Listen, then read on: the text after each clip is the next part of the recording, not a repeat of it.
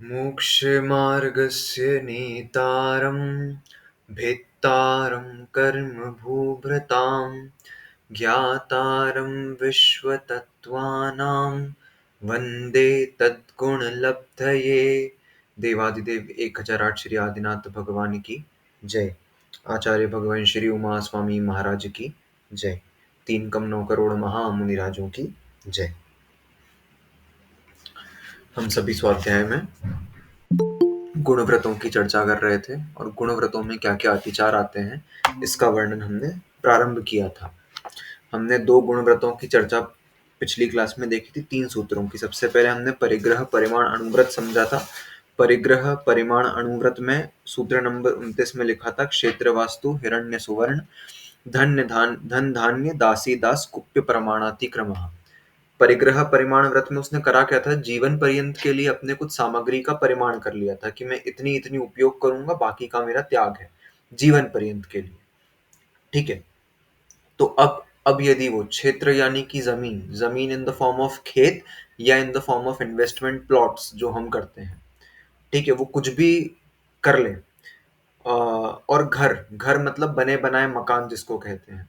अब बने बने मकान 2 प्रकार से हो सकते हैं। सबसे पहला कैसा था, सबसे पहला ऐसा कि वो मकान कैसा है, हमने या तो नंबर से कर लिया उसको कि हम 4 मकान बने बनाए रखेंगे, 5 रखेंगे, 10 रखेंगे, अथवा 1-2 ही रखेंगे लेकिन उनका एरिया कितना होगा, कोई 3000 स्क्वायर फीट का होगा, 5000 स्क्वायर फीट का होगा, 10,000 स्क्वायर फीट का एक ही होगा, इस प्रकार से।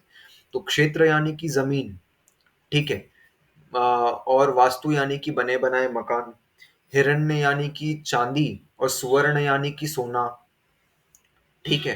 फिर धन धान्य, धन यानी कि पशुधन, आप कितने जानवर पालते हो वो, अथवा पैसा कितना रखते हो अपने पास in the form of cash, वो धन। और धान्य यानी कि आप अनाज कितना स्टोर करके रख सकते हो अपने पास। धान्य में ये भी ग्रहण करना है कि आपकी दुकान में जो आप सामान बेचते हो ना, वो भी धान्य में आता है कि हम दुकान में जो माल बेचते हैं, ठीक है, वो जो माल है, जो हम रॉ मटेरियल खरीदते हैं, वो जो रॉ मटेरियल है, हम जिस चीज का भी व्यापार करते हैं, वो भी हम कितनी इकट्ठी करेंगे, ठीक है। एक बार में हम इससे अधिक रॉ मटेरियल नहीं ला के रखेंगे दुकान में, एक बार में दुकान में इससे अधिक माल नहीं ला के रखेंगे। तो जो हमारी व्यापार की सामग्री है, जो दुकान की सामग्री है, उसका भी जो परिमाण करते हैं वो धान्य में आएगा। सिर्फ अनाज ही नहीं आएगा उसमें, उसमें ये भी आएगा कि आप दुकान पर जो सामान लाते हो, आप होलसेल में एक साथ खरीद के लाते हो, फिर रिटेल में बेचते हो उसको, तो आप कितना एक बार में खरीद के लाते हो सामान, वो भी धान्य में ही आएगा।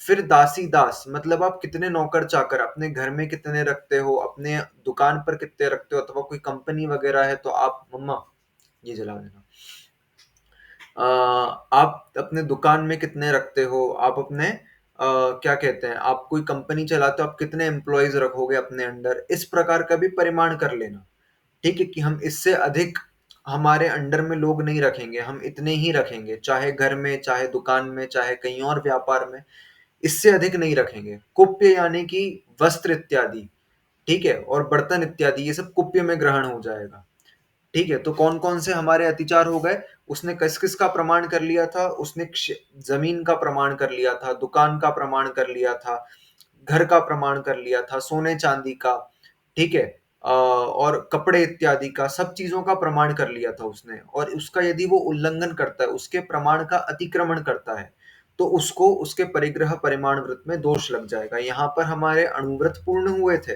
फिर हमने गुणव्रतों को प्रारंभ किया था। गुणव्रत में क्या देखा था, ऊर्ध्वाधस तिर्यक व्यतिक्रम क्षेत्र वृद्धि स्मृत्यंतराधानानि, मतलब क्या, सबसे पहले ऊर्ध्व, अधो और तिर्यक व्यतिक्रम, मतलब क्या करना, उसकी मर्यादा का उल्लंघन कर देना, ठीक है। किस प्रकार से, तो ऊर्ध्व में यानी कि ऊपर की दिशा में हमने जितना डिसाइड करा था जाने के लिए, उससे अधिक चले गए। अधो में जितना मतलब नीचे जितना जाने का डिसाइड करा था, उससे नीचे चले गए। तिर्यक यानी कि क्या होता है, तिर्यक यानी होता है चपटा, फैले में कितना है, तो 8 दिशाएं इसमें आ जाएंगी, 4 दिशाएं आ जाएंगी और 4 विदिशाएं आ जाएंगी, ठीक है, नॉर्थ साउथ ईस्ट वेस्ट, और north east north west, south east और साउथ वेस्ट, इस प्रकार से, ठीक है। तो ये सभी तीन दिशाओं का व्यतिक्रम मतलब उसका उल्लंघन कर दिया, उसका अतिक्रमण कर दिया।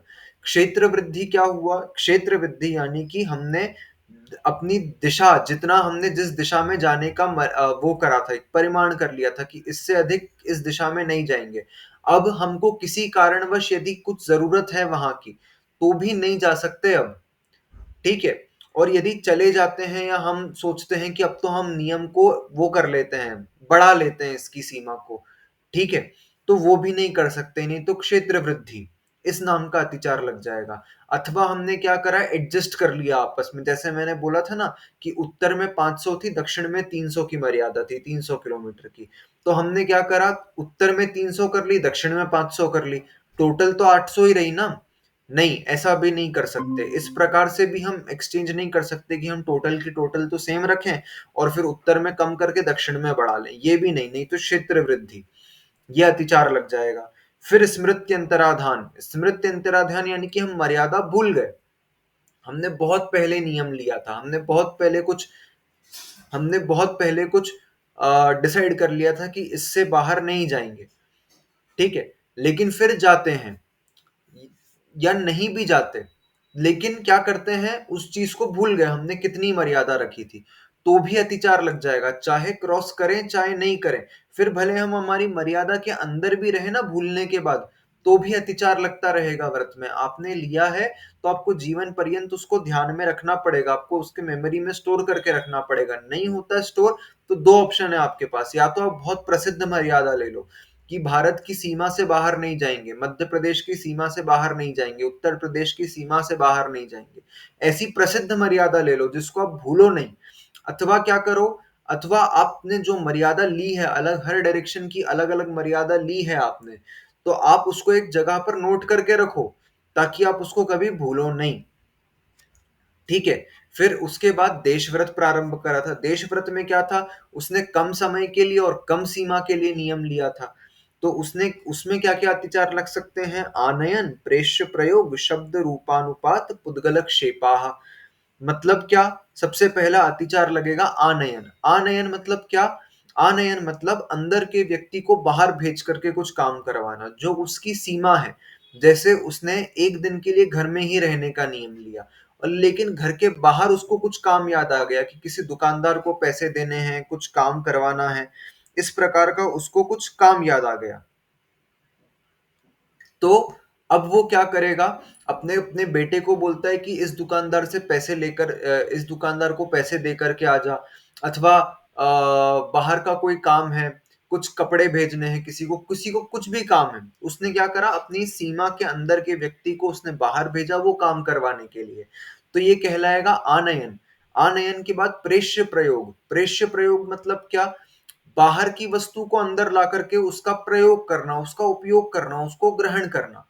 जैसे मैं अंदर हूं और मुझे कुछ खाने की इच्छा हो रही है, ठीक है, मेरा तो त्याग है, मैं घर से बाहर नहीं निकलूंगा, लेकिन मेरे को इच्छा हो गई कि मुझे मावा बाटी बनवा के खानी है, अब मैं बाहर से एक्स्ट्रा दूध मंगवा रहा हूँ अथवा मावा मंगवा रहा हूँ और घर पे बना करके खा रहा हूँ सिर्फ उसी उद्देश्य से। एक दिन का नियम लिया था तो हमको एक दिन नहीं, एक दिन उसके बिना सरवाइव कर लो भले, लेकिन आप बाहर की कोई सामग्री का उपयोग अंदर नहीं कर सकते। मुझे एक कॉपी की जरूरत पड़ गई, तो मैं अब किसी को भेज करके वो कॉपी मंगवा रहा हूँ कि यार मुझे नोट्स बनाने, मुझे कॉपी चाहिए, नहीं, आप नहीं कर सकते। आप बाहर की वस्तु अंदर भी ले आकर उसका भोग करोगे ना, उसका उपयोग करोगे, तो भी नहीं चलेगा वो। ठीक है। फिर शब्दानुपात। शब्दानुपात यानी कि क्या, हमने किसी को भेज करके कुछ काम नहीं करवाया, लेकिन हमको कुछ काम था। अब जैसे मैं कमरे से बाहर नहीं निकल सकता, लेकिन मेरी एक चीज बाहर रह गई, मेरा पेन बाहर रह गया, मेरा फोन बाहर रह गया, ठीक है, तो अब क्या करा हमने, अब ये कमरे के बाहर, कमरे के गेट पर खड़े हो गए और खांस रहे हैं, इशारे कर रहे हैं ऐसी आवाजें निकाल रहे हैं, इस प्रकार से कुछ कुछ अपने आवाज कर रहे हैं कि कुछ देख ले कोई हमको, कोई हमारी तरफ अटेंशन दे दे। तो हम अटेंशन दे देगा कोई व्यक्ति तो हम क्या करेंगे, उसने हमारी तरफ देख लिया तो हम उससे अपना काम बोल करके करवा लेंगे। रूपानुपात। रूपानुपात यानी कि क्या, अब हम आवाज नहीं कर रहे लेकिन हम रूप दिखा रहे अपना, ऐसे ऐसे करके इशारा कर रहे हैं कि देखो, ठीक है, ऐसे ऐसे ऐसे कर रहे हैं, आवाज कर रहे हैं, कुछ भी कुछ ऐसी चेष्टाएं कर रहे हैं, शरीर की क्रियाएं कर रहे हैं जिससे सामने वाले व्यक्ति का हमारी ओर ध्यान आकर्षित हो जाए। उससे फिर क्या होगा, वो देख लेगा तो हम उसको काम बता देंगे। पुद्गलक्षेप, पुद्गलक्षेप मतलब हम सब कर लिया हमने, अब कोई सुन नहीं रहा है तो हम अंदर से कुछ चीज बाहर फेंक दें। ठीक है, हमने कुछ कंकड़ बाहर फेंक दिया, जैसे घर के बाहर का काम था, तो अब क्या कर रहे हैं, हम घर के अंदर से कुछ कंकड़ निकाल के बाहर फेंक रहे हैं कि कोई हमको देख ले। ठीक है, हम कमरे से कुछ कागज के टुकड़े रोल बना करके बाहर फेंक रहे हैं कि किसी का ध्यान आकर्षित हो जाए, और वो हमको देख लेगा तो फिर हम उसको काम बता देंगे। इस प्रकार से आपको क्या करना है, बाहर की किसी भी वस्तु का अब आपका त्याग हो जाएगा। अपने सूक्ष्म स्थूल दोनों रूप से अपनी सीमा से बाहर के लिए पाप का त्याग किया है, अब वहां की कोई वस्तु का आप भोग नहीं कर सकते। ठीक है, वहां के किसी व्यक्ति से आप संपर्क नहीं कर सकते। तो हमने क्या बोला था, अब हमने देखा था कि अगर हमारे पास फोन है, मोबाइल है, तो ऐसे में हम यदि देश व्रत ले लें तो हमको बहुत विवेक के साथ अपने मोबाइल फोन का, अपने किसी भी नेटवर्किंग डिवाइस का ध्यान में रखना पड़ेगा कि हम किसी ऐसे व्यक्ति से तो कांटेक्ट नहीं कर रहे जो हमारी सीमा से बाहर का व्यक्ति है। ठीक है, क्योंकि देखो वो बाहर का व्यक्ति है, तो अब क्या होगा, अब वो बाहर से करेगा तो बाहर का तो आपका त्याग था, अब वो आपको कांटेक्ट करता है तो आपका कुछ ना कुछ उस संबंधित कर्म का आश्रव तो होगा ना। तो आपका सूक्ष्म स्थूल तो चलो आपका कुछ पाप नहीं हुआ, लेकिन सूक्ष्म पाप तो आप कर रहे हो ना, राग द्वेष रूपी पाप तो आप कर रहे हो ना उसके लिए। अब जैसे कोई प्रतिमाधारी है और उस प्रतिमाधारी का सपोज एक दादाजी प्रतिमाधारी है और उनका कोई नाती पोता फॉरेन में रहता है, और उनकी देशव्रत की मर्यादा थी, या दिग्व्रत की भी मर्यादा थी भारत देश के अंदर अंदर की। ठीक है, अब उनका नाती पोता कोई फॉरेन में रहता है। अब क्या हुआ, अब उनका नाती पोता वहां फॉरेन में रहता है, तो अब उसका रोज रात को वीडियो कॉल आता है और वो उससे बात कर रहे हैं। ठीक है, कब पता नहीं शक्ल देखने को मिले इसलिए उससे बात कर रहे हैं। नहीं, ये नहीं चल सकता, इस प्रकार की क्रियाएं नहीं कर सकते। अगर आपने जो नियम लिया है उसका पालन करना ही पड़ेगा। अब आप बोलो कि इतना राग है उनको, उसके बिना तो रह नहीं सकते, उसकी शक्ल देखे बिना जी नहीं सकते, इतना मोह है उसके प्रति, तो आपके व्रत लेने का उद्देश्य क्या था? आपके व्रत लेने का उद्देश्य होना चाहिए आपके राग द्वेष को कम करना, और आप वही नहीं कर पा रहे हो तो आप व्रत ही छोड़ दो फिर। ठीक है, आप अपने व्रत का पालन मत करो, लेकिन इस प्रकार से नियमित रूप से अतिचार नहीं लगाना चाहिए। ठीक है, अतिचार हमने क्या पढ़ा था, अतिचार जो होता है वो कभी अज्ञानतावश, असावधानीवश, ठीक है, मोहवश लग जाए तो लग जाए, लेकिन आप जानबूझकर करते हो ना, जब एक ही चीज रोज अभिप्राय पूर्वक करते हो कि आपको पता है गलत है फिर भी कर रहे हो, तो वो अनाचार बन जाती है, और अनाचार में क्या होता है, व्रत 100% भंग हो जाता है फिर। तो आप फिर व्रती बनो ही मत अगर आपको इतना मोह है तो, क्योंकि व्रत लेने का उद्देश्य ही हो कि आपके राग द्वेष को कम करना है आपको। ठीक है, तो आपको व्रत लेना ही नहीं अगर ऐसी परिस्थिति आपके साथ है, अगर आप इतना भी अपने आप को कंट्रोल नहीं कर सकते अपने मोह को, तो आप व्रत लो ही मत इससे अच्छा। इस प्रकार का हमने यहाँ तक का वर्णन समझ लिया था। अब हमारा एक गुण व्रत बाकी है। कौन सा है वो है अनर्थ दंड व्रत। ठीक है, अनर्थ दंड व्रत के लिए सूत्र नंबर 32 सभी निकालेंगे। अनर्थ दंड व्रत के अतिचार: कंदर्प कौत्कुच मौखर्या समीक्षाधिकरणोपभोग परिभोग नर्थक्यानि। कंदर्प कौत्कुच मौखर्या समीक्षाधिकरणोपभोग परिभोग नर्थक्यानि। कंदर्प कौत्कुच मौखर्या समीक्षाधिकरणोपभोग परिभोगानर्थक्यानि। कनिका दीदी सूत्र बोलोगे? हाँ, कंदर्प कौत्कुच्य मौखर्य समीक्षाधिकरण भोग परिभोगानर्थक्यानि। बिल्कुल सही। ठीक है, क्या लिखा, पहले अपन संधि करते हैं क्या क्या नाम है अतिचार के। सबसे पहला है कंदर्प। ठीक है, फर्स्ट इज कंदर्प, फिर कौत्कुच्य, दूसरा कौत्कुच्य, फिर तीसरा शब्द निकलेगा मौखर्य। ठीक है, तीसरा शब्द निकला मौखर्य, फिर असमीक्ष अधिकरण, असमीक्ष अधिकरण, फिर पांचवा उपभोग परिभोग अनर्थक्य, उपभोग परिभोग अनर्थक्य। सबसे पहला है कंदर्प, कौतुकुच्य, मौखर्य, असमीक्षाधिकरण और उपभोग, परिभोग, अनर्थक्य। अब एक एक को समझते हैं। सबसे पहला है कंदर्प। कंदर्प यानी कि क्या? बहुत तीव्र राग आदि के भाव में हंसना, ठीक है, हंसी ठिठोली करना, और क्या करना? अशभ्य वचन बोलना। बहुत तीव्र राग आदि के भाव, हमको बहुत, जैसे क्या, कौन सी कषाय होती है? हास्य, रति, अरति, शोक, भय, जुगुप्सा, स्त्री वेद, पुरुष वेद, नपुंसक वेद, ये नव 9 कषाय होती है ना। इसमें हास्य कषाय की तब उदीर्णा होती है। तो क्या होता है, हम मतलब एक होता है ना, भयंकर रूप से हंस रहे हैं, एकदम ही हंसी ठिठोली, जिसको ठिलवई कहा जाता है, वैसे इस प्रकार की जब क्रियाएं करते हैं, एक वो होता है ना, भद्दा मजाक करते हैं हम, जिस प्रकार से कंट्रोल नहीं है हमारा हमारी हंसी के ऊपर, ऐसी जब क्रिया करें हम, तो उसको कहते हैं कंदर्प। क्या कहते हैं उसको? कंदर्प।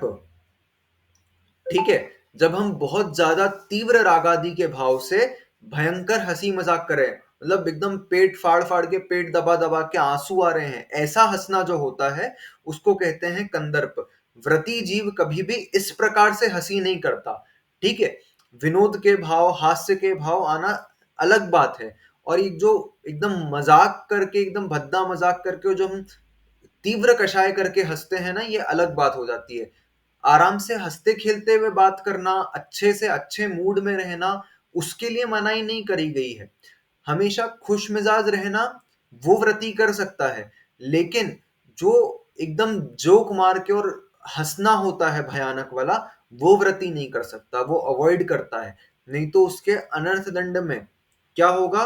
अतिचार लग जाएगा। क्या अनर्थ दंड की स्थिति क्या थी? अनर्थ दंड की स्थिति थी कि अब उसकी देखो, दिग्व्रत देशव्रत में क्या करा था उसने? कुछ सीमा बांध ली थी, जैसे भारत की सीमा बांध ली उसने, अथवा देशव्रत में नगर की सीमा बांध ली उसने।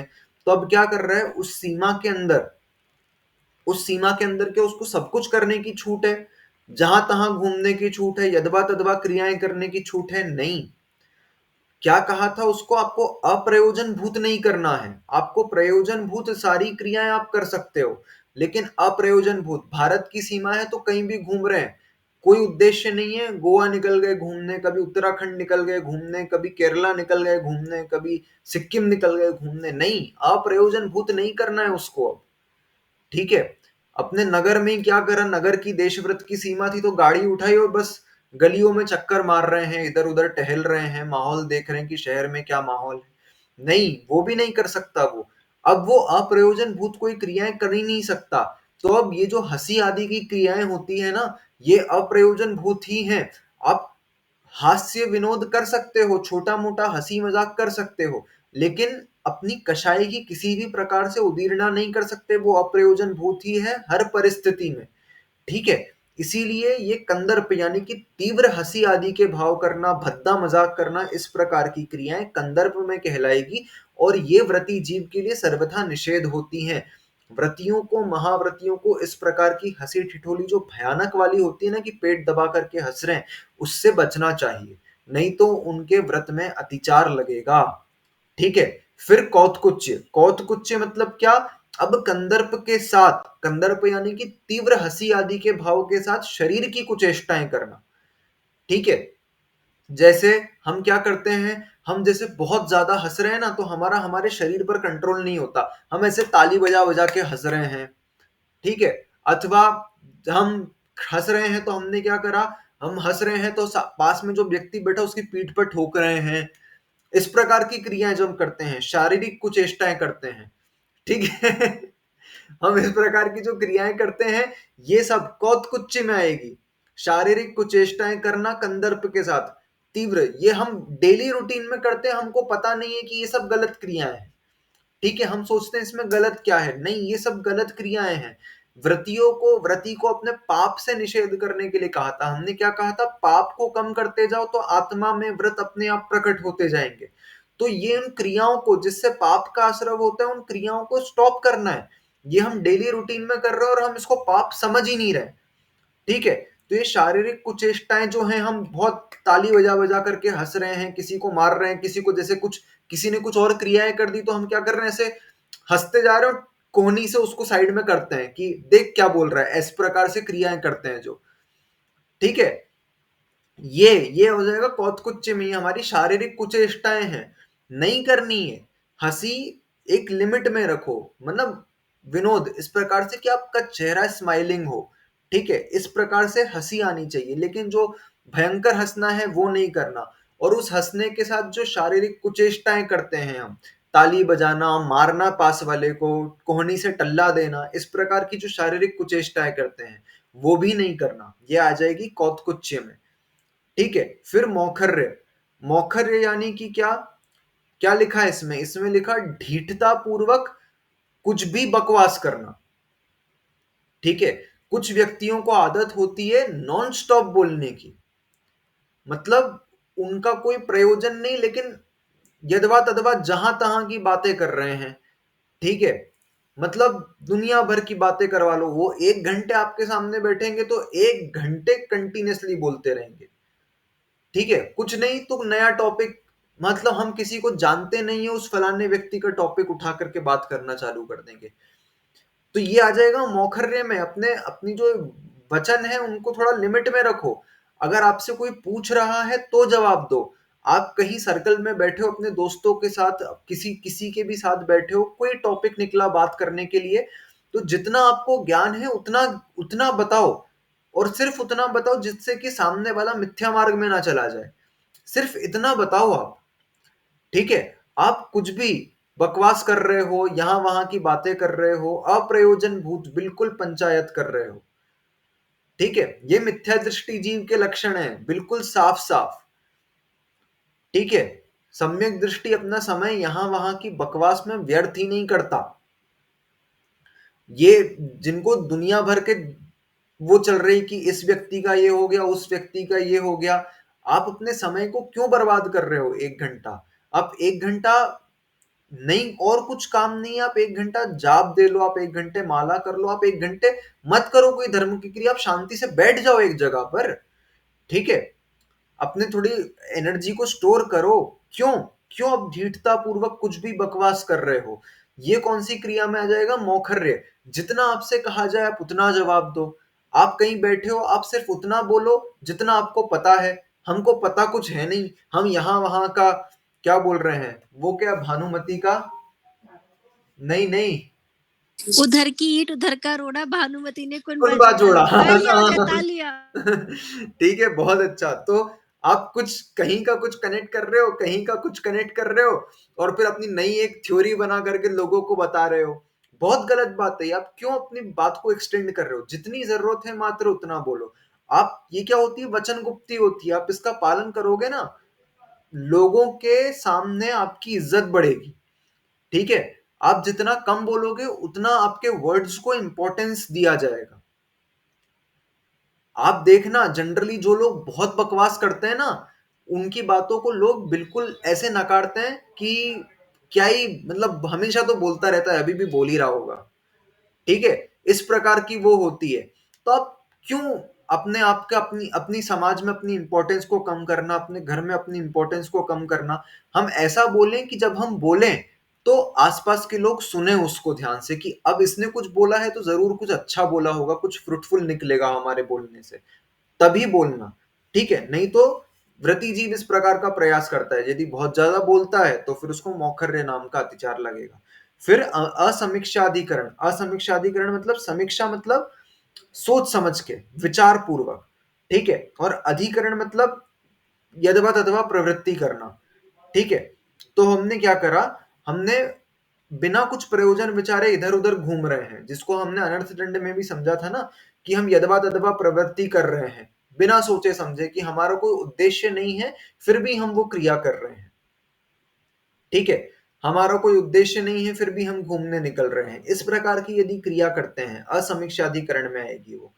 तो वो कौन सा कहलाएगा, असमीक्षाधिकरण। इसमें ये भी आएगा, बिना शोधे आप कहीं भी बैठ जाओ, बिना शोधे कहीं भी चलने लग जाओ, जोर जोर से थप थप करके चलो, इस प्रकार की क्रियाएं करो, तो भी ये असमीक्षाधिकरण में आएगा, ठीक है। तो आपको सब कुछ अब देख शोध कर करना है, विचार पूर्वक करना है, प्रयोजन भूत है तो ही करना है। फिर उपभोग परिभोग अनर्थक्य। उपभोग परिभोग मतलब अब देखो उसने क्या करा था, उपभोग परिभोग की एक सीमा कर ली थी उसने, ठीक है, कि मैं इतना रखूंगा, इसके बाहर का मेरा त्याग है। अब जैसे मेरे पास पेन और डायरी मुझे चाहिए होती है लिखने के लिए, कोई व्रती महाव्रती है, वो क्या करते हैं, जिनवाणी लिखते हैं अथवा कुछ नोट्स बनाने हैं, कुछ स्वाध्याय करना है, अब वो कुछ लिखते हैं, ठीक है। अब यदि लिख रहे हैं तो उनको एक बार में एक ग्रीन पेन, एक ब्लू पेन, एक रेड पेन, एक ब्लैक पेन, 4 पेन की आवश्यकता है, ठीक है। अब चलो, ये फॉर इमरजेंसी पर्पसेस सब उन्होंने तीन तीन रख लिए, 3 blue, 3 black, 3 red, 3 green, total 12 pen रख लिए उनने, कि कभी नहीं चला तो रख लिया। अब क्या करा, अब शौक हो गया इकट्ठा करने का, ठीक है। आपका 3 में काम चल सकता था, हर एक 3 3 होते तो आपका काम चल जाता, आराम से चल जाता, ठीक है। फिर आपने क्या करा, जब वो एक खत्म हो जाता तो दूसरा रख लेते, लेकिन आप इकट्ठा कर रहे हो, किसको इकट्ठा कर रहे हो, अप्रयोजन भूत, 3 में काम चल रहा था तो बाकी आपके लिए अप्रयोजन भूत है। आपने मर्यादा भले एक बार में 50 की करी हो, कि 50 से अधिक नहीं रखूंगा मैं, 50 से अधिक डायरी नहीं रखूंगा, 50 से अधिक पेन नहीं रखूंगा मैं, लेकिन आप 50 फिर इकट्ठे करने में लगे कि 50 अच्छे अच्छे होने चाहिए मेरे पास तो, ठीक है। तो वो क्या है, बाकी जो 12 है वो तो प्रयोजन भूत है, और 12 के बाद जितने बचे आपके लिए, 38 जितने भी बचे आपके लिए, वो आपके लिए अप्रयोजन भूत है। तो अब वो पूरे के पूरे आपके किसी काम के नहीं है, बाकी जो बचे हुए हैं। तो अब आपने क्या करा, उपभोग और परिभोग की जो सामग्री है उसमें आप अप्रयोजनभूत वस्तु का संग्रह करके रख रहे हो, ठीक है। आवश्यकता से अधिक वस्तु का संग्रह करके रखना, ये घर में औरतों को बहुत आदत होती है कि फालतू में प्लास्टिक के डब्बे बचा करके रखेंगे, थैलियां बचा करके रखेंगे। इस प्रकार की क्रियाएं यदि घर में रहने वाली व्रती महिलाएं करती हैं तो उनको उनके व्रत में दोष लग जाएगा, भले वो बाद में काम आए, आपने भले उसकी सीमा रखी हो, लेकिन आप क्या कर रहे हो, वर्तमान में वो अप्रयोजन भूत है तो उसको कम करते चलो ना, आपको इकट्ठा करने की आवश्यकता क्या, आपको कंटेनर्स चाहिए, बर्तन चाहिए, तो आपने जितने बर्तन की सीमा करी उतने भी, अब जितने प्रयोजन भूत थे सिर्फ उन्हीं का उपयोग करो, अब बाकी को इकट्ठा क्यों करके रख रहे हो। आपने तो जैसे 100 बर्तनों की सीमा रख ली थी आपने, कि मेरे घर में 100 बर्तन होने चाहिए, 100 तो बहुत कम बोल दिया मैंने, इससे ज्यादा की आवश्यकता पड़ जाती है, ठीक है। फॉर एग्जाम्पल हम देख लेते हैं, 50 ग्लासेस की सीमा रख ली थी, ठीक है। अब हमने क्या करा, उपयोग में ऐसे डिजाइन डिजाइन के घर में एक क्लास का वो बना दिया और उसमें वो जमा करके रख रहे हैं कि अच्छे अच्छे डिजाइन के, नहीं, आप संग्रह क्यों करके रख रहे हो उसका, बाकी को अलग रख दो ना, जितने 10 12 उपयोग में आते हैं एक बार में उसको ही सामने रखो बस। इस प्रकार का हमको संग्रह करके नहीं रखना चाहिए, जो उपयोग में है मात्र उतना ही रखा जाए, ठीक है। तो 5 कौन कौन से हो गए, सबसे पहला कंदर्प, यानी कि भद्दा मजाक, हंसी ठिठोली जो बहुत तीव्र रागादि भावों से की जाती है वो नहीं करना। फिर कौतकुच्च, कौतकुच्च यानी कि कंदर्प के साथ जो शारीरिक कुचेष्टाएं की जाती है उसको कौतकुच्च कहते हैं, वो नहीं करना। फिर मौखर्य यानी कि जो हम अप्रयोजन भूत कंटिन्यूअसली बोलते रहें, ठीक है, वचन गुप्ती का पालन नहीं करें, हितमित प्रिय वचन ना बोल करके कुछ भी जो मन में आ रहा है कंटिन्यूअसली बोले जा रहे हैं, ढीठता पूर्वक बकवास किए जा रहे हैं, इसको कहते हैं मौखर्य, इसको नहीं करना। फिर असमीक्षाधिकरण, मतलब बिना प्रयोजन भूत हम यदवा तदवा प्रवृत्ति करें, अथवा बिना मार्जन करे, बिना शोधे बैठ जाएं, उठ जाएं, सामान उठा लें, ठीक है, तो ये कहलाएगा असमीक्षाधिकरण, ये क्रिया नहीं करना। फिर उपभोग परिभोग अनर्थक्य, यानी कि हम क्या करें, हम क्या कहते हैं, आवश्यकता से अधिक वस्तु का संग्रह कर लें, भले हमारा उपभोग परिभोग का परिमाण उतना है लेकिन आवश्यकता नहीं है तो उसका संग्रह नहीं करना, ठीक है। ये हो गया कौन सा, अपना अनर्थ दंड व्रत। अनर्थ दंड व्रत पूर्ण हुआ, इसके साथ अपने 5 अणुव्रत और 3 गुण व्रत पूर्ण हो गए। अब है शिक्षा व्रत। शिक्षा व्रत कौन कौन से होते हैं, 4 शिक्षा व्रत होते हैं, सामायिक आदि 4 शिक्षा व्रत, सामायिक, प्रोषदोपवास, फिर उपभोग परिभोग परिमाण, और अतिथि संविभाग, ये 4 शिक्षा व्रत होते हैं। तो शिक्षा व्रतों का वर्णन प्रारंभ करते हैं। सबसे पहले कौन सा है, सामायिक व्रत। सामायिक व्रत कौन सा होता है, उसमें क्या करना होता है, तो सबसे पहले हमने नियम लिया था कि कुछ देर के लिए हम अपने मन वचन काय को एकाग्र करके, ठीक है, ना समय की सीमा है ना नंबर ऑफ टाइम्स की सीमा है अभी, बस हम उतनी देर के लिए एकाग्र करके अपने मन को अच्छे चिंतन में लगाएंगे, ये थी सामायिक। अब इसमें किस प्रकार के अतिचार रख सकते हैं उसको देखते हैं एक बार। तो सूत्र नंबर 33 निकालेंगे सभी। योग दुष्परिणानान योग दुष्परिणानादर स्मृत्यनुपस्थानानि योग दुष्परिणानादर स्मृत्यनुपस्थानानि योग दुष्परिणानादर स्मृत्यनुपस्थानानि। सोनाली का सूत्र बोलोगे? योग दुष्परिधानादर स्मृत्युनुपस्थानानि। ठीक है, क्या लिखा उन्होंने सूत्र में? हम सबसे पहले अतिचार देखते हैं। अतिचार कौन कौन से हो गए? योग, योग में 3 वस्तु ग्रहण करनी है, मन, वचन और काय। ठीक है, तो 3 अतिचार कौन कौन से बनेंगे? योगों का दुष्प्रणिधान, तो सबसे पहले मन का दुष्प्रणिधान, फिर वचन का दुष्प्रणिधान और फिर काय का दुष्प्रणिधान।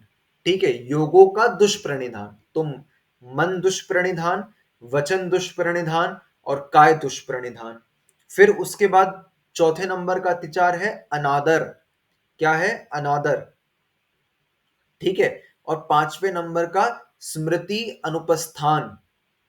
स्मृति अनुपस्थान। 5 अतिचारों के नाम देख लें एक बार। मन दुष्प्रणिधान, वचन दुष्प्रणिधान, काय दुष्प्रणिधान, फिर अनादर और फिर स्मृति अनुपस्थान। आसान है, समझते हैं। सबसे पहले मन दुष्प्रणिधान, मतलब हमने क्या करा, अब सामयिक क्या समझी थी हमने? मन वचन काय की एकाग्रता करना और उसको शुभ में लगाना। किस में लगाना? अशुभ से हटा करके शुभ में लगाना। अब देखो, हम गृहस्थ हैं, व्रत कौन लेता है? गृहस्थ लेता है। अणुव्रती गृहस्थ होता है, गृहस्थ के लिए लिखा गया ये। ठीक है, महाव्रती नहीं है हम। तो महाव्रती तो ऐसा कर सकते हैं, उनके पास तो इतनी क्षमता है कि वो कुछ ना सोचें, कुछ ना करें, सिर्फ बैठे हैं। वो अपने मन को भी एकदम जीरो थॉट्स जो होते हैं ना, वहां तक ले जा सकते हैं। ये महाव्रतियों की क्षमता है, गृहस्थों की क्षमता नहीं है इतनी।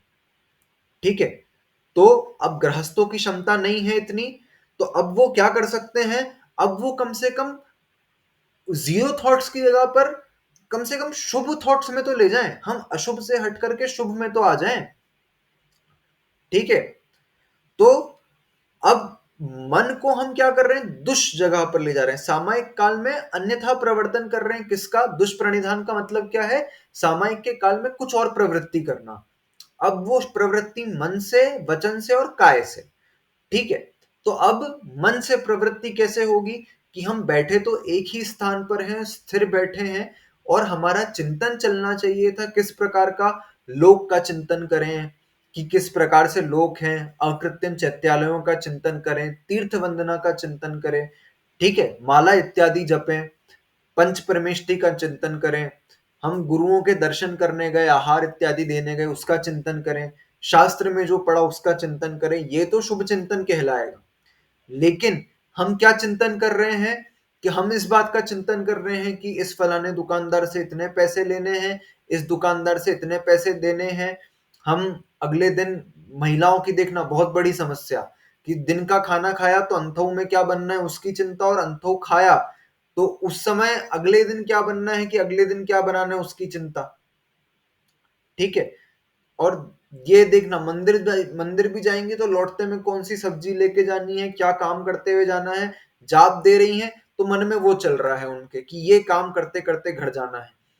यूं तो दिन भर नहीं चलेगा, लेकिन स्पेशली जब जाप देने बैठो, मंदिर में पूजा करने बैठो, तो इस बात का विकल्प जरूर आएगा। ठीक है, तो वचन से तो वही चल रहा है, पूजा पढ़ रहे हैं अथवा जाप चल रही है, काय से भी स्थिर बैठे हुए हैं, वही है मंदिर के में भगवान के सामने हाथ जोड़ के काय से बैठे हैं, सामायिक कर रहे हैं तो ऐसे बैठे हैं अपने स्थान पर। लेकिन मन आपका अन्यथा प्रवृत्ति करने लग गया। पुरुषों के लिए देखो, जिसकी जिस चीज में रुचि होगी उसका वहां जाएगा। महिलाओं का काम दिन भर किचन का है तो उनका उसमें जाएगा, अथवा घर की सामग्री का है तो उसमें जाएगा, और पुरुषों का व्यापार, कामकाज इत्यादि में होगा तो उनका उसमें जाएगा, जिसकी जिस जगह पर ज्यादा रुचि होगी उसका वहां जाएगा ध्यान। ठीक है, तो मन से हम इस प्रकार का अन्यथा चिंतन करें। हम फलानी दूसरी जगह किसी व्यक्ति का चिंतन करने लग जाएं कि इससे हमने ये बोल दिया था, है ना, जो आर्गुमेंट्स पास्ट में हुए हैं कि इस व्यक्ति ने हमको ये बोला था इतने साल पहले, इतने महीने पहले, उस समय हम ये जवाब दे देते, हम ये क्रिया कर देते। ये जो बात आती है ना मन में, ये आ जाएगी मन के दुष्परिनिधान की। आप सामयिक काल में बैठे हो, आप अशुभ से हट करके शुभ करने बैठे हो, आप वापस अशुभ में क्यों मन लगा रहे हो अपना? बिल्कुल आता है, और उसको बिल्कुल अपने को दबाने का प्रयास करना चाहिए, नहीं से नहीं, मतलब कम से कम आए उस चीज को। हम कंट्रोल नहीं कर सकते, लेकिन हम उसको कम जरूर कर सकते हैं। कैसे कम कर सकते हैं? तो देखो, जिस प्रकार से गंदगी पड़ी हो कहीं पे और हम एक पोछा मार दें, तो क्या होता है, वो गंदगी साफ हो जाती है। इसी प्रकार से हमारे थॉट्स में जो गंदगी है, तो जिनवाणी के विचार का उससे साफ करो। जिनवाणी के विचार तुरंत ले आओ, जैसे ही वो थॉट आया और हम एक जिनवाणी का विचार, हमने जो सूत्र पढ़ा उसका विचार, भगवान का विचार ले आए, तुरंत वो थॉट गायब हो जाएगा। ठीक है, कोई कषाय की उदीरना हुई, मैंने क्या बताया था, आप निमित्त, आपको क्या बोल रहे हो कि अगर आपको कषाय की उदीरना होए और आपको निमित्त ना मिले तो वो कषाय काम ही नहीं कर सकती है। ठीक है, तो आपकी जैसे कुछ भी पुरानी बात रिकॉल हुई, कुछ भी हुआ, काम की बात याद आ गई और आप कुछ अच्छी जगह पर हो अथवा सामायिक कर रहे हो, तो आप क्या करो, तुरंत एक धार्मिक विचार ले आओ अपने दिमाग में। ठीक है, तो आप, वो कषाय अपना काम नहीं कर पाएगी, वो थॉट्स अपना काम नहीं कर पाएंगे, तो आप शुभ से शुभ में ही बने रहोगे, शुभ से अशुभ में नहीं गिरोगे। ठीक है, तो इससे हम मन में अन्यथा चिंतन ना करें, ऐसा कहा हुआ है यहां पर। फिर क्या लिखा, वचन में दुष्प्रणिधान। वचन में दुष्प्रणिधान यानी कि क्या करेंगे? अब देखो, अब सामायिक कर रहे हैं तो सामायिक करते करते हमने सोचा चिंतन तो ठीक है, लेकिन हमने सोचा कि आज जाप करेंगे सामायिक के दौरान, कुछ मंत्र का वो करेंगे। ठीक है, तो अब क्या करना, उस मंत्र का जो, मंत्र में क्या करना, हम जैसे बोल देखना, हम नमोकार मंत्र, नमो नमोदा नमाय नमो, इस प्रकार से नमोकार मंत्र बोलते हैं। ठीक है, 1 मिनट के अंदर एक माला हो जाती है। तो ऐसा नहीं करना। अब वचन का दुष्प्रणिधान यानी कि मंत्र का अशुद्ध उच्चारण न करना। ठीक है, इसका ध्यान रखना है अब यहां पर अपने को, नहीं तो वचन से दुष्प्रणिधान होगा। आप यदि सामायिक में मंत्र जाप कर रहे हो, मालाएं कर रहे हो, तो आपको मंत्रों को सही ढंग से पढ़ना है, जो उच्चारण है वही उच्चारण करना है। आप नमो अरिहंताणम, नमो सिद्धाणम, नमो आयरियाणम, नमो उवज्झायाणम, नमो लोए सव्वसाहणम, इस प्रकार से जाप करो। बहुत तुरंत फटाफट पढ़ते हैं, नो इतने, मतलब लोग एक वही 1 मिनट के अंदर, 30 सेकंड के अंदर, मतलब इतनी जल्दी जल्दी माला कर लेते हैं, ऐसे ऐसे हाथ घूमते हैं उनके। ठीक है, ऐसे तुरंत तुरंत हाथ घूमते हैं, इस प्रकार से नहीं करना।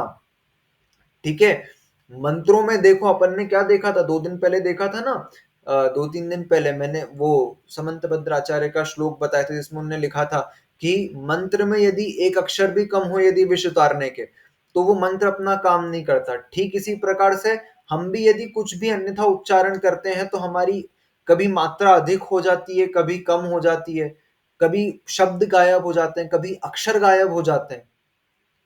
ठीक है, तो अब ऐसे समय पर क्या होगा, अब वो जो मंत्र हम बोल रहे हैं ना, वो मंत्र भी कारगर नहीं होगा। हमने सब कथा सुनी, हमने श्रुत पंचमी की सभी ने, उसमें क्या हुआ था, वो आचार्य पुष्पदंत और भूतबली को जो मंत्र सिद्ध करने के लिए दिया था, क्या नाम था उनका, नरवाहन और सुबुद्धि नाम के मुनिराज थे वो। पुष्पदंत और भूतबली तो उनका बाद में नाम पड़ा, नरवाहन और सुबुद्धि नाम था उनका। तो अब उनको जो मंत्र दिया सिद्ध करने के लिए धरसेन आचार्य ने, तो उन्होंने उस मंत्र में, एक मंत्र में एक अक्षर अधिक था और एक मंत्र में एक अक्षर कम था। ठीक है, तो जिस मंत्र में अक्षर कम था, उसमें तो देखो जो देवी प्रकट हुई, वो एक काणी प्रकट हुई, एक आंख नहीं थी उसकी।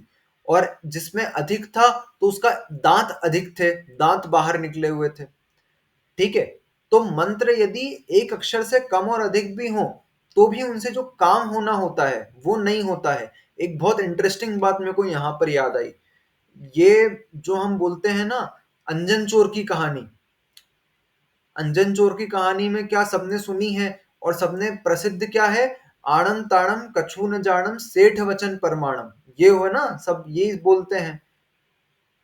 तो उसमें एक्चुअल बात ये है, हम इतने सालों से गलत सुनते आए हैं। मंत्रों में हमने देखो, अभी मंत्र में एक अक्षर भी हीन आदिक होना तो मंत्र काम नहीं करता है, सिद्ध नहीं होता है। ठीक है, तो आप यहां पर मंत्र बदल रहे हो पूरा, वो काम कैसे कर जाएगा, उसको सिद्धि कैसे हो गई उस चीज की, ये बहुत गलत कहानी है। उसमें क्या था, उस व्यक्ति ने जो अंजन चोर था, उसने बोला नमोकार मंत्र ही था। उसने नमो अरिहंताणम, नमो सिद्धाणम, नमो आर्याणम, नमो वज्रणम, नमो लोए सब साहुणम, पूरा सही उच्चारण किया था। बस बात ये थी कि उसने 108 बार की बजाय एक बार में ही बोल के सारी रस्सियां काट दी थी।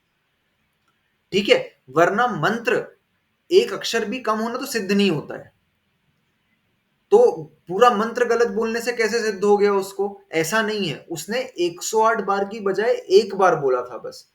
ठीक है, इसी प्रकार से हम यदि सामायिक करें तो सामायिक काल में वचन का दुष्प्रणिधान कब होगा, जब हम अशुद्ध उच्चारण करें। हम मंत्र जप रहे हैं तो उसका सही उच्चारण करना, जैसा उच्चारण है वैसा ही करना। ठीक है, हीनाधिक मात्रा नहीं करना। हम जैसे कभी कभी पद ही भूल जाते हैं, कैसे पद भूल जाते हैं कि नमो दर नमो सिद्धार नमो नमो वज्जायणम बोला ही नहीं, नमो लोए सब सावणम पे आ गए, कभी नमो सिद्धाणम भूल गए। इस प्रकार से हम पद भूल जाते हैं, अक्षर भूल जाते हैं, मात्राएं भूल जाते हैं। इसीलिए शुद्ध उच्चारण करना, नमोकार की एक माला करने में कम से कम आपको अच्छे से अच्छा मतलब 5-7 मिनट का समय लगना चाहिए। इस प्रकार से माला करनी चाहिए अच्छे से। ठीक है, अच्छे से एक एक पद का, एक एक अक्षर का उच्चारण करते हुए। फिर काय का दुष्प्रणिधान, काय का दुष्प्रणिधान यानी कि सामयिक में क्या था, अब हमारी काय स्थिर होनी चाहिए। अब चाहे पैरों में झुनझुनी आए अथवा मक्खी मच्छर आके परेशान करें उस काल में, तो भी उनको हटाना नहीं, दूर नहीं करना। पैर में झुनझुनी भी आ रही है, सुन्न हो रहे हैं, बैठे रहो एक स्थान पर, क्या होगा, टूट थोड़ी ना जाएगा कुछ, 10 मिनट के लिए तो बैठे हैं। इस प्रकार से तो यदि हम शरीर के अंगों पांगों में क्या लाते हैं, चंचलता लाते हैं, ठीक है, तो ये काय का दुष्प्रणिधान होगा। मक्खी आई, हमने बीच सामायिक में कुछ कुछ ऐसे करके हटा दी। ठीक है, हम हिल रहे हैं, डुल रहे हैं, स्टिल नहीं बैठ पा रहे हैं। 1 घंटे की सामायिक करनी है, क्या कहा, व्रतियों के लिए जो सामायिक प्रतिमा ले लेते हैं उनको 3 टाइम की सामायिक करनी है, और एक एक सामायिक 2-2 घड़ी की, मतलब 48 मिनट की मिनिमम होनी चाहिए। बैठ के देखो आप 48 मिनट एक स्थान पर, पैर ऐसे होने लगते हैं, कांटे कांटे से चुभने लगते हैं, पैर फील नहीं होते, इस प्रकार की फीलिंग आने लगती है। ठीक है, तो नहीं, वो नहीं करना। आप जैसे हो वैसे के वैसे एक स्थान पर स्थिर बैठे रहो, कुछ नहीं करना है आपको। ठीक है, काय की भी चंचलता नहीं आनी चाहिए। व्हीकल में कर सकते हैं, मगर बहुत ही एकदम ही स्थिति ऐसी है कि आप अवॉइड नहीं कर सकते तो ही करना। जैसे ट्रेन इत्यादि में सामायिक प्रतिमाधारी व्यक्ति यदि जाता है, अब उसको तो 3 टाइम की सामायिक करनी है, और ऐसे ऐसे टाइम पर यदि वो ट्रेन में हो, फ्लाइट में हो, बस में हो, ऐसे स्थान पर हो, क्योंकि उसके सामायिक का टाइम भी फिक्स है। मतलब उसको सुबह 6, दोपहर के 12 और शाम के 6 पर सामायिक करनी ही करनी है। ठीक है, ऐसा नहीं कि वो 12 बजे की सामायिक 2 बजे करे, वो भी नहीं चलेगा। उसको 12 बजे सामायिक का काल है तो वो करना ही करना पड़ेगा। सुबह 6 बजे सामायिक का काल है तो उसको वो करनी ही करनी पड़ेगी। ठीक है, ऐसा नहीं कि वो सुबह के सामायिक 8 बजे कर रहा है, उसका टाइम भी फिक्स है। अब ऐसे टाइम पर यदि वो वहां पर है, ट्रेन में है, बस में है, फ्लाइट में है, तब वो इस प्रकार से वहीं पर सामायिक कर सकता है। ठीक है, अब वहां पर वो अपना शरीर स्थिर रखे। ठीक है, लेकिन इस सामायिक में दोष तो लगता है, और उस दोष का फिर बाद में प्रायश्चित लिया जाए, लेकिन उस दोष के चक्कर में ऐसा कि हम अपनी सामायिक मिस करें, वो नहीं चलेगा। सामायिक उसको करनी पड़ेगी, भले वो उस समय व्हीकल में हो, ट्रेन में हो, किसी में भी। ठीक है, उसको सामायिक अपनी पूरी करनी पड़ेगी। फिर बाद में जो वो गाड़ी में बैठ करके उसने सामायिक करी, कुछ क्रिया करी, उसका वो प्रायश्चित ले सकता है बाद में, लेकिन सामायिक नहीं छोड़ेगा वो अपनी। ठीक है, ये हो गया काय का दुष्प्रणिधान। ये इस प्रकार से हमने मन वचन काय का दुष्प्रणिधान देखा। अब अनादर, अनादर यानी कि क्या, अब उस सामायिक के प्रति बहुमान नहीं आ रहा मन में, ठीक है, वो सामायिक कितनी अच्छी है, हमने क्या बोला था कि वो सामायिक ऐसी है कि चेलोपसृष्ट मुनिरेव, ठीक है, क्या कहा था कि वो गृहस्थ ऐसा है कि वो तो मुनिराज है जिसके तन पर कपड़े डाल दिए गए हैं, ऐसी विशुद्धि आती है सामायिक के काल में श्रावक के भावों के अंदर। ठीक है, वो सामायिक इतनी श्रेष्ठ है, भरत चक्रवर्ती सामायिक करते थे 3 टाइम की, ठीक है, और क्या कहते हैं उन्होंने कर्मों के बंधन उस सामायिक के माध्यम से इतने ढीले कर दिए थे, इतने ढीले कर दिए थे, जैसे कोई गठान खोलनी हो और गठान बहुत टाइट हो ना तो उसको खोलने में अधिक समय लगता है, और उन्होंने सामायिक कर करके अपने कर्मों के बंधन को इतना ढीला कर दिया था कि उन्होंने वस्त्र उतारे, दीक्षा ली और अंतर्मुहूर्त में केवल ज्ञान हो गया। ठीक है, इस प्रकार से ये उनकी मात्र सामायिक और पूजन, ये दो क्रियाओं से ही उनने अपने कर्मों के बंधन को ढीला करा है। वो इस प्रकार से मतलब उनकी पूजन भी इस प्रकार की होती थी, द्रव्यों के पहाड़ बन जाते थे और उनकी पूजन होती थी, इतनी भव्य रूप से पूजन किया करते थे वो। मतलब रत्न चढ़ा रहे हैं तो रत्नों के पहाड़ बन गए हैं, इतने रत्न चढ़ाए, द्रव्य चढ़ा रहे हैं तो इतनी द्रव्य चढ़ा रहे हैं कि द्रव्य के पहाड़ बन गए, ऐसी द्रव्य चढ़ा रहे हैं। और ऐसी भी नहीं कि हम कड़वी बादाम चढ़ा रहे हैं, जो हम मतलब वो बादाम फोड़ के खा के देखना कभी अपने जीवन में, जो हम चढ़ा रहे हैं मंदिर में, तो ऐसी नहीं चढ़ा रहे एकदम सड़ी क्वालिटी की, भव्य द्रव्य चढ़ा रहे हैं। वो क्या कहते हैं, वो चक्रवर्ती थे सिर्फ इसलिए नहीं हो रहा है वो। ठीक है, हम भी कम से कम जितनी हैसियत है उतनी तो अच्छी चढ़ाएं। ठीक है, हम भले हमारी हैसियत कम है तो हम वो जो बादाम गिरी आती जो हम खाते हैं वो चढ़ाए ना। अब भले वो 10 चढ़ाने को कौन बोल रहा है, आप 2-3 लेके जाओ, उतनी चढ़ाओ, जितनी चढ़ा सकते हो उतनी चढ़ाओ, लेकिन अच्छी द्रव्य तो चढ़ाओ। आप खराब के चक्कर में इतनी बेकार द्रव्य चढ़ाने लग गए। ठीक है, और तो और द्रव्य नहीं चढ़ा रहे हैं लोग, इस प्रकार से क्रियाएं करते हैं, बहुत गलत बात है। अंकित भैया कुछ बोल रहे थे?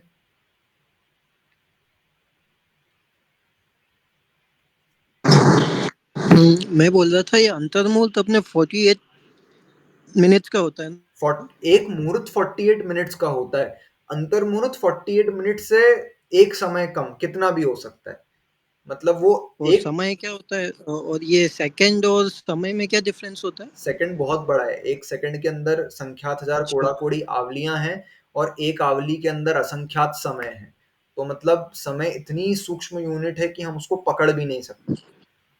ठीक है, और एक समय बहुत ही छोटी है, मतलब ऐसे समझ लो एक सेकंड के अंदर असंख्यात समय है। ठीक है, तो वो मतलब एक सेकंड भी एक अंतर मुहूर्त ही है, 2 सेकंड एक अंतर मुहूर्त ही है, एक आवली एक समय भी एक अंतर मुहूर्त ही है, से लेकर के 48 मिनट से एक समय कम तक एक अंतर मुहूर्त ही है, ऐसा। अरे इसके लिए मैंने व्हाट्सएप किया था तुमको, पर वो वापस सामायिक रिप्लाई भी काल आया में। था, मैं वापस वो, हाँ वो मैं देख नहीं पाया था यार, मैं वापस। अच्छा, हाँ, वो मैंने दो एक दो तीन समय, ऐसा समय हाँ हाँ कैलकुलेट नहीं हो हाँ। पाएगा। हाँ, ठीक है ठीक है, मतलब समय सेकंड का भी मतलब असंख्यातवा अनंतवा हिस्सा भाग, असंख्यातवा। है। ठीक है, उससे भी बहुत सूक्ष्म, पकड़ ही नहीं सकते, सिर्फ केवल ज्ञान का विषय, ऐसा समझो। अवधि तो ज्ञान मतलब लेना पड़ेगा, जैसे ज्ञानी भी नहीं। विग्रह गति में हेलो, हाँ हाँ, बोलो। जैसे विग्रह गति में, जैसे अब यहाँ से कोई जीव जाता है हाँ, और वो दूसरी पर्याय में जाता है, तो उसको मतलब सेकंड का भी टाइम नहीं लगता, सेकंड का भी टाइम सेकंड नहीं का लगता। अनंतवा हिस्सा। हाँ हाँ हाँ, सेकंड का भी टाइम नहीं लगता, दूसरी ओके। गति में पहुंच जाते हो, इस प्रकार से समझो। हाँ, तो अनादर, अब देखो ऐसे समय में सामायिक के प्रति बहुमान होना चाहिए, हमने सामायिक की महिमा समझी अभी कि सामायिक कितनी अच्छी चीज है। अब ऐसे समय में हम देखो, अब कोई टीवी पर कोई प्रोग्राम आने वाला हो, हमको कुछ विशेष प्रवचन सुनने हो, ठीक है, अथवा कोई फंक्शन चल रहा हो, पंच कल्याणक चल रहा हो जिसका हमको प्रसारण देखना था, अब उसका टाइम और हमारी सामायिक का टाइम मैच हो गया। ठीक है, अब सामायिक तो करनी पड़ेगी क्योंकि व्रत है, नियम है, ठीक है, कि इस टाइम पर सामायिक करनी ही करनी है। अब क्या हुआ, अब मन में भाव आ रहा है कि अरे यार क्यों ये व्रत ले लिया, क्यों प्रतिमा ले ली, इस प्रकार का बहुमान गायब हो जाए जब, ठीक है, इस प्रकार के भाव आने लग जाए, सामायिक के प्रति अनादर हो जाए, तो ये अनादर नाम का अतिचार लग जाएगा। जैसे कोई आ गया हमारे घर में, अब हमको उससे मिलना था, बातें करनी थी, ठीक है, और वही हमारा सामायिक का काल हो, तब हमारा जो सामायिक के प्रति जो आदर आना चाहिए, जो हम बहुमान आना चाहिए, वो गायब हो जाए, वो भंग हो जाए, तो ये अनादर नाम का अतिचार लगेगा। फिर क्या लिखा? स्मृति अनुपस्थान। स्मृति अनुपस्थान यानी कि अब क्या हो गया? अब क्या कर रहे हैं हम? मंत्र, जैसे मैंने क्या बोला था, जो अक्षर इत्यादि छोड़ रहे हैं वो आएगा वचन, अशुद्ध उच्चारण करना, और हम पद इत्यादि छोड़ दे जब मंत्रों के पाठ करते समय, ठीक है, पद भूल गए पढ़ना, जैसे मैंने बोला था ना, नमो सिद्धाणम पढ़ना ही भूल गए, नमो अरिहंताणम के बाद सीधे नमो आयरियाणम पे आ गए, ये प्रमाद के कारण, ठीक है। अथवा एक तो ये पाठ इत्यादि को भूल जाना, और दूसरा सामायिक के काल को भूल जाना, ठीक है। भूल ही गए कि 6 बजे सामायिक करनी थी, 8 बज गए तब याद आ रहा है, अंतर्मुहूर्त से 1 समय कम, बिल्कुल सही। हाँ हाँ, तो अब देखो 6 बजे की सामायिक है, अब नींद ही नहीं खुली, सामायिक का टाइम भूल ही गए हम, तो 8 बजे उठे हैं, अरे यार आपकी सामायिक सुबह की रह गई, ऐसा नहीं, ये नहीं चलेगा अब, ठीक है। जिस टाइम की सामायिक है उसी टाइम सामायिक करनी पड़ेगी, अब पड़ेगी, नियम ले लिया है आपने अब इस चीज का, सामायिक प्रतिमा हो गई है आपकी, अब आपको 3 टाइम की करनी ही पड़ेगी।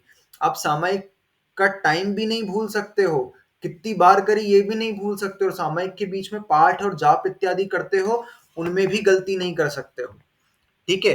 ये 5 अतिचार लगेंगे, नहीं तो आपके सामायिक के क्या क्या अतिचार हैं? मन से अन्यथा प्रवृत्ति करना, मन से यदवा तदवा सोचना, हम शुभ चिंतन करने बैठे हैं और हम यहाँ वहां की बातें करें, व्यापार का सोचें, घर का सोचें, ठीक है। आप चिंतन तो कर सकते हो, देखो सामायिक में ये चिंतन कर सकते हो कि संसार कितना आसार है, और उसके एग्जाम्पल के लिए आप ये सोच सकते हो कि अरे आज न्यूज़पेपर में आया कि आज देखो वैराग्य की घटनाएं कितनी आती है न्यूज़पेपर में, कि इसका एक्सीडेंट हो गया, बस में इतने लोग चले गए, ठीक है, इस घरवाले ने इस घरवाले को लूट करके मार डाला, ठीक है, सगे माँ बेटे ने आपस में एक दूसरे को मार डाला, इस प्रकार की घटनाएं आती है, उसका चिंतन तो कर सकते हो संसार की असारता को जानने के लिए, ठीक है, कि आजकल तो सगे संबंधी भी इस प्रकार के विश्वास के पात्र नहीं रह गए हैं, ऐसा चिंतन तो कर सकते हो। लेकिन आप यहां वहां का चिंतन करो जो आपके धर्म में सहायक नहीं बने, धर्म में प्रयोजन भूत नहीं बने, तो फिर मन का दुष्प्रणिधान लगेगा। फिर वचनों का दुष्प्रणिधान यानी कि क्या? अशुद्ध उच्चारण करना, मंत्र पढ़ रहे हैं तो मंत्र का अशुद्ध उच्चारण करना। काय का दुष्प्रणिधान यानी कि काय में हलन चलन होना, आप सामायिक में एकाग्र होके बैठे हो तो आपको हाथ पैर नहीं हिलाने, अपना सर मुंडन नहीं हिलाना, मक्खी मच्छर आ जाए तो उसको भगाना नहीं, वो जैसा है वैसा का वैसा बैठे रहने देना, ठीक है, तो वो नहीं करना, ये काय का दुष्प्रणिधान। फिर अनादर, अनादर यानी कि सामायिक के प्रति बहुमान की कमी, सामायिक जितनी कर रहे हो उतनी उत्साह से करनी है, ठीक है। अब व्रत वाला जो है, जिसने सिर्फ सामायिक व्रत लिया है, वो तो 5 मिनट 10 मिनट जितने की उसको एक बार करनी है दिन में, कि वो करेगा, भले 5 मिनट की करे। लेकिन जिसने प्रतिमा ले ली उसको 3 टाइम की सामायिक करनी है, और एक एक सामायिक कम से कम 48 मिनट की करनी है, तो अब उसके प्रति अनादर नहीं आना चाहिए, अब रोज रोज ये कि फिर बैठना है फिर बैठना है, इस प्रकार के भाव नहीं आना चाहिए, ठीक है। स्मृति हाँ, स्मृति अनुपस्थान यानी कि एकाग्रता का अभाव नहीं होना चाहिए, आप पढ़ रहे हो तो आप पद भी नहीं भूलो, पाठ भी नहीं भूलो, सामायिक का टाइम भी नहीं भूलो, सब एकदम रेगुलर होना चाहिए आपका, इस प्रकार से, ठीक है। आप काय को स्थिर नहीं रख सकते हो, तो आप जरूरी नहीं कि आपको पद्मासन में ही बैठना है, खड़गासन में ही करनी है, आप आराम से सुखासन, मतलब जो कंफर्टेबल स्थिति हो, आप कुर्सी पे बैठ के कंफर्टेबल हो ना, तो आप वैसे बैठ के सामायिक करो, लेकिन आप उतनी देर स्थिर बैठो, फिर ऐसा ध्यान में रखना, ठीक है, ऐसा। तो इसके प्रकार से हमने 2 देख ली। हाँ कनिका दीदी। भाई स्वाध्याय को सामायिक में इंक्लूड कर सकते हैं क्या? नहीं। नहीं नहीं नहीं नहीं, स्वाध्याय को सामायिक में इंक्लूड नहीं कर सकते, स्वाध्याय बट अलग है सामायिक। स्वाध्याय को भी तो वो कहा है ना कि अच्छा स्वाध्याय को तब तब तब बोला गया ना। तब वो भी है, तब स्वाध्याय अगर एक ही चीज होती तो फिर स्वाध्याय और सामायिक को अलग अलग तपों में ही नहीं लिखा जाता, ठीक है। स्वाध्याय भी तप है, सामायिक भी तप है, दोनों लेकिन अलग अलग है, ठीक है। अरे आ, बोल भाई, मुनि एक क्वेश्चन पूछना है मेरे को। हाँ 1 मिनट, जैसे मुनिराज हैं, अब मुनिराज ऐसा नहीं कि उनका सामायिक का काल आ गया तो वो ग्रंथ पढ़ रहे हैं कि स्वाध्याय चल रहा है, नहीं ऐसा नहीं कर सकते, सामायिक का काल आ गया तो दिग्बंधना करके उनको सामायिक में स्थिर, शरीर को स्थिर करके बैठना पड़ेगा उतनी देर, ठीक है, फिर उसके बाद वापस स्वाध्याय में आ जाए। लेकिन सामायिक के काल में सामायिक करना, जो सामायिक की विधि बताई गई है, ठीक है, चारों तरफ दिग्बंधना करके सब तरफ अकृत्रिम जिन चैत्यालय मुनिराज इत्यादि को नमस्कार करके, क्षेत्रों को नमस्कार करके फिर एक स्थान पर रहना, वो सामायिक की विधि करना, वही सामायिक कहलाएगी, अन्य सामायिक नहीं कहलाती है। हाँ अंकित भैया। और जैसे मैं मतलब ध्यान का मैं 2-3 दिन से मैं बहुत मतलब चेक कर रहा था, बट अपने जैन मेडिटेशन का ऐसा कुछ है ही नहीं हाँ, जिससे ये ज्ञानार्णव ग्रंथ में बहुत विशेष रूप से ध्यान का वर्णन किया गया है। पदों का ध्यान लगाना, किस प्रकार से पद में ध्यान लगाना, किस प्रकार से बीजाक्षर इत्यादि में ध्यान लगाना, ध्यान का विशेष वर्णन पढ़ना है तो तो अपने, अपन जो मतलब ध्यान करते हैं वो माइंडफुलनेस है ना? हाँ, तो अपने मतलब पद इत्यादि में, मंत्र इत्यादि में मन को एकाग्र करना ध्यान है, माला फेरना भी एक तरह का ध्यान ही है ध्यान ना? ही है। हाँ ठीक है। ऐसा समझना। और विशेष ध्यान का वर्णन कितने प्रकार का होता है, पदस्थ ध्यान, रूपस्थ ध्यान, पिंडस्थ ध्यान, इस प्रकार के ध्यान होते हैं। इनका वर्णन ज्ञानार्णव में शुभचंद्र आचार्य महाराज ने बहुत अच्छा किया हुआ है। ठीक है, आज अपन ने 2 व्रत देख लिए। कौन कौन से देखे हमने? एक तो अनर्थ दंड व्रत देखा हमने, ठीक है, और शिक्षा व्रत में शिक्षा व्रत स्टार्ट करके सामायिक देखा। कल हम बाकी के 3 शिक्षा व्रतों को पूर्ण करेंगे। हो सकता है कल, नहीं तो परसों तो ये अपना अध्याय पूर्ण हो ही जाएगा। ठीक है, आज अपन ने जो देखा सभी को क्लियर है अच्छे से?